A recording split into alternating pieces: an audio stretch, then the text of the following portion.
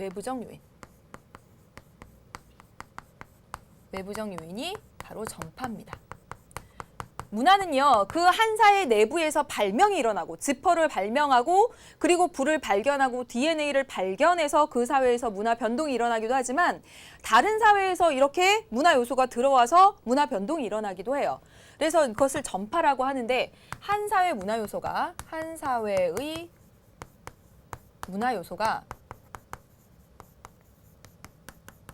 다른 사회로 전해져서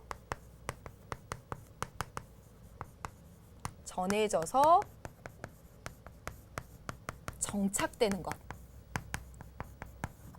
이걸 전파라고 합니다. 전파에는 세 가지가 있어요. 지금 여러분 발명, 발견, 전파가 바로 문화 변동의 요인이 되는 거고 이 두 가지가 내부적 요인, 전파가 외부적 요인이에요. 전파는 외부에서 들어온 겁니다. 한 사회의 문화 요소가 다른 사회로 이렇게 넘어간 겁니다. 그래서 이 전파에는 세 가지가 있는데 어렵지 않아요. 직접 전파가 있고 그리고 간접 전파가 있고 자극 전파가 있습니다.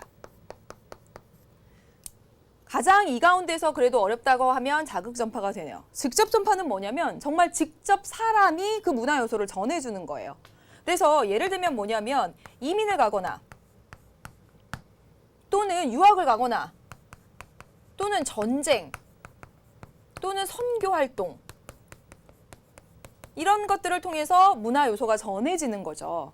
예로 뭐가 있냐면 교과서에 일반적으로 나오는 예는 뭐냐면 문익점이 목화씨를 직접 가져오면서 우리나라의 그 의복 문화가 변화한 것 이런 것들이요. 가져왔잖아요. 사람이 직접. 다른 사회에서 가져왔죠. 그러면 전파입니다. 그리고 직접 가져왔죠. 사람이 직접. 그래서 이런 예도 있고요. 또 보면 뭐 있냐면 이민을 간 이민자들이요. 그 사회에 태권도를 전파시켰더라고요. 그래서 외국에 가면 태권도 도장들도 있고 이러는데 이런 것들이 바로 직접 전파예요. 이민을 간 사람들이 그 사회에 태권도라는 문화 요소를 전파시킨 거죠. 직접 전파.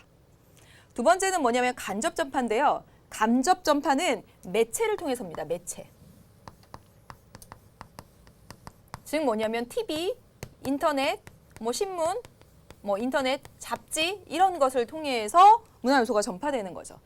이게 아닐까 싶어요. 뭐냐면 싸이의 강남 스타일이 바로 이 간접 전파가 된 것이 아닌가 그런 생각이 듭니다. 왜냐하면 강남 스타일이 이 전 세계적으로 유명해진 데에는 어떤 매체가 작용했냐면 유튜브라는 매체가 거기서 가운데서 매개를 했잖아요. 이처럼 가운데 사람이 직접이 아니라 TV나 인터넷 어떤 그런 잡지 이런 매체를 통해서 이렇게 전파되는 것. 이것을 간접 전파라고 합니다. 한류가 이런 식으로 된 거죠. 드라마를 통해서. 한국 문화, 한국어 이런 것들이 퍼져나가고요. 이렇게 됐던 것들이 바로 간접 전파죠. 그렇다면 자극 전파라고 하는 것은 무엇일까요? 자극 전파.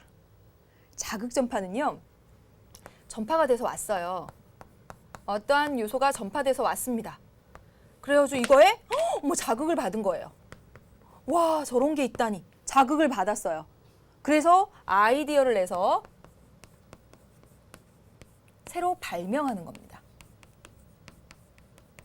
자극 전파를 이야기할 때 키워드는 뭐냐면 전파와 발명이 합쳐진 것을 자극 전파라고 합니다.